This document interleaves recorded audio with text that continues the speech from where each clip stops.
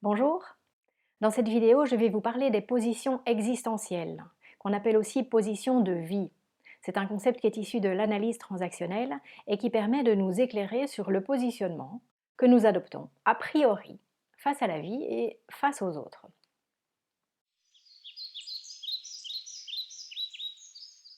Une position de vie est une combinaison de l'idée fondamentale que l'on se fait a priori de soi-même et des autres. Il y a ce que je pense de moi et il y a ce que je pense des autres en général. La position existentielle reflète l'ensemble des croyances fondamentales qu'une personne a sur elle-même et sur les autres. Il existe 4 positions existentielles différentes définies par 2 critères. D'une part, il y a qui je considère, à savoir moi ou les autres. Et d'autre part, il y a le fait d'être OK ou de ne pas l'être. On obtient donc 4 combinaisons différentes que l'on représente sous forme d'enclos OK. Premièrement, je ne suis pas OK, les autres sont OK. Deuxièmement, je ne suis pas OK, les autres ne sont pas OK. Troisièmement, je suis OK et les autres ne sont pas OK. Et quatrièmement, je suis OK et les autres sont OK. Le premier signe représente l'idée fondamentale que l'on se fait de soi a priori. Et le second signe représente l'idée fondamentale que l'on se fait de l'autre a priori. Être OK signifie accorder des considérations constructives, favorables à quelqu'un. Être OK signifie par exemple être digne d'amour et d'exister, avoir de bonnes intentions, avoir des compétences, être capable d'acquérir les compétences que l'on n'a pas, et être capable d'amener des solutions. Être non OK signifie à l'inverse accorder des considérations destructives, défavorables à quelqu'un. Être non OK signifie donc être indigne d'amour et d'exister, avoir des intentions nuisibles, être plutôt quelqu'un qui échoue, qui ne parvient pas à acquérir de nouvelles connaissances et qui pose problème. Chacun a une position existentielle qui lui est plus familière, basée sur un point de vue, une décision prise tôt dans la vie, concernant sa conception de lui-même et des autres. Alors, selon les auteurs, on construit notre position existentielle plus ou moins tôt dans la vie, entre la naissance et l'âge d'environ 7 ans. Cette position est basée sur les expériences que nous faisons avec nos semblables, et en particulier avec ceux qui détiennent un rôle important dans notre enfance. Les idées fondamentales que nous nous faisons d'eux seront ensuite généralisées à tous les autres, et les idées fondamentales que nous nous faisons à propos de nous seront également généralisées à toutes les situations. C'est le point de vue que nous prenons sur nos expériences infantiles qui définira notre position existentielle la plus familière. Pour nous faire une idée, imaginons l'enfant qui se sent accueilli à la naissance comme un cadeau. L'enfant a l'impression que ses parents se réjouissent de son existence, qu'ils ont du plaisir à le voir et qu'ils ont confiance dans ses capacités. Ça permet à l'enfant de se dire à propos de lui-même: tiens, j'ai l'air d'être aimable, de faire du bien aux autres, je suis source de bonnes choses, j'ai des capacités, et de se bâtir par là même une image favorable de lui-même. Et si en plus, tout en l'encourageant à développer ses capacités, les parents donnent à l'enfant l'impression qu'ils sont à l'écoute de ses besoins et qu'ils y répondent suffisamment. L'enfant est invité à penser que les autres sont de bonnes ressources. Ça lui donne une image favorable des autres. Et si ce genre d'expérience est majoritaire dans la vie de l'enfant, il va a priori se construire une position existentielle plus plus. Je suis quelqu'un de bien et les autres aussi sont des gens bien. C'est cette position-là qui lui sera la plus familière. Imaginons maintenant l'enfant qui se sent mal accueilli dans la vie. Il a l'impression d'être un fardeau pour ses parents. Il a l'impression de déranger, il se sent de trop. Et il a aussi l'impression que ses parents n'ont pas confiance en lui et le considèrent comme faible ou inutile. Cet enfant peut être amené à se sentir superflu, inconsistant, incapable de bonnes choses et de se faire une idée de lui-même peu favorable. Il risque de se considérer comme non OK. Et si l'enfant se sent négligé par ceux qui sont censés s'occuper de lui, s'ils ne répondent pas suffisamment à ses besoins, ou pas du tout, voire s'ils lui nuisent, L'enfant est invité à penser des autres en général qu'ils sont source de problèmes pour lui et que rien de bon n'en sortira. Il risque de penser que les autres sont non OK. Ce genre d'expérience à répétition l'incite à se bâtir une position existentielle moins. Je ne suis pas OK et les autres non plus, c'est sans espoir. Cette position-là sera celle qui lui est la plus familière. Entre ces deux pôles existentiels existent aussi deux autres positions plus nuancées. Imaginons maintenant que l'enfant se sent accueilli de manière mitigée dans la vie. Disons qu'il peut avoir l'impression qu'on l'apprécie, mais qu'on ne lui fait pas trop confiance. On ne mise pas beaucoup sur ses capacités. On le surprotège.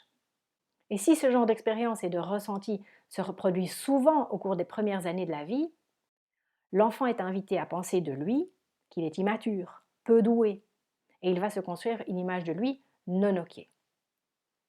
De plus, il peut avoir l'impression qu'il a absolument besoin des autres, qui eux détiennent la solution, le pouvoir, les ressources. Il risque de se dire des autres qu'ils sont OK, alors que lui non. Sa position existentielle familière sera donc moins plus. Je ne suis pas OK, tandis que les autres le sont. Enfin, imaginons maintenant un autre type d'accueil. Très tôt dans la vie, et trop fréquemment, l'enfant se sent livré à lui-même, les autres n'étant pas suffisamment disponibles, ou protecteurs, ou compétents à ses yeux. Il a l'impression qu'il ne peut pas compter sur eux, qu'il se montre absent et inefficace. L'enfant est invité à conclure, dans une optique défensive contre sa propre vulnérabilité, « Je ne peux compter que sur moi-même. Je ne peux m'en sortir que par moi-même. Les autres ne sont pas fiables. » Sa position existentielle la plus familière sera plus-moins. Je suis OK et les autres ne le sont pas. Donc selon nos expériences et nos ressentis durant ces premières années de vie, nous nous forgeons une position existentielle qui nous est plus familière que les autres. C'est à partir de notre position existentielle la plus familière que nous déterminons notre façon d'être en relation avec les autres. Ceci sous-entend que nous pouvons malgré tout expérimenter de temps à autre d'autres positions existentielles. Je peux par exemple entamer ma journée en plus-moins, en arrivant au bureau et en me disant « Heureusement que je suis là parce que l'équipe que je dirige, ils sont vraiment pas très capables. » Mais peu après mon arrivée, je m'aperçois que j'ai échoué à une mission. Je perds confiance en mes capacités. Je me sens nulle. Et en plus, avec l'équipe que j'ai, je ne vois pas comment on va s'en sortir. Position existentielle, moins. Je décide de faire tout de même appel à mon propre chef hiérarchique qui, lui, a souvent la solution. Je me sens inférieure face à lui, qui, lui, détient les ressources dont j'ai besoin. Moins, plus. Et après cette horrible journée de travail, je quitte le bureau et je retrouve des amis. Je sens que nous nous faisons mutuellement du bien, que nous sommes compétents, solidaires et aimants les uns envers les autres, et qu'en cas de problème, nous chercherons ensemble une solution. Plus. Malgré ces expériences multiples que nous pouvons faire, la position existentielle qui nous est la plus familière est celle à laquelle on reviendra le plus souvent. Mais pour autant, notre position existentielle n'est pas immuable. Nous pouvons changer de position existentielle et nous stabiliser dans celle de notre choix. Alors vous avez sans doute conclu à juste titre que la seule position enviable est la position existentielle plus. Et c'est non seulement la plus enviable, mais c'est également la seule qui soit saine et fondée sur la réalité. La position existentielle plus est la seule qui soit saine, parce que seule celle-là permet une véritable résolution de tous les problèmes, quels qu'ils soient. Toutes les autres positions sont des positions dans lesquelles on entretient les problèmes. Pour véritablement résoudre un problème, il nous faut admettre que, bien sûr, nous avons des ressources et de l'intelligence pour comprendre et pour réaliser de nouvelles choses.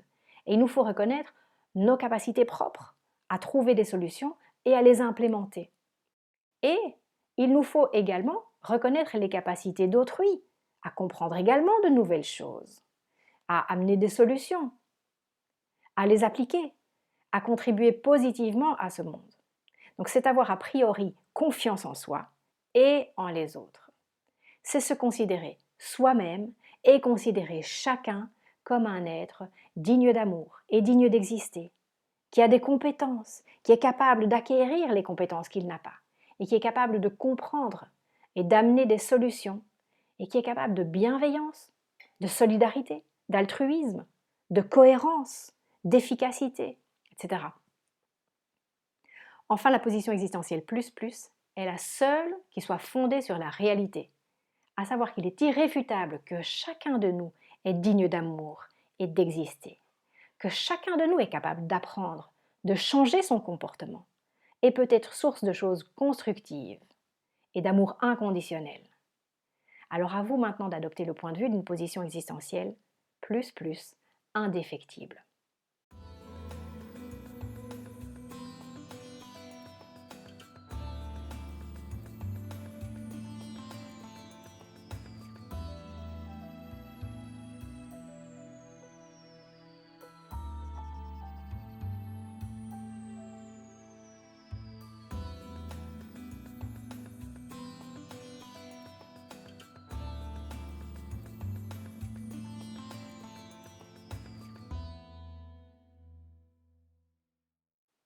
À bientôt!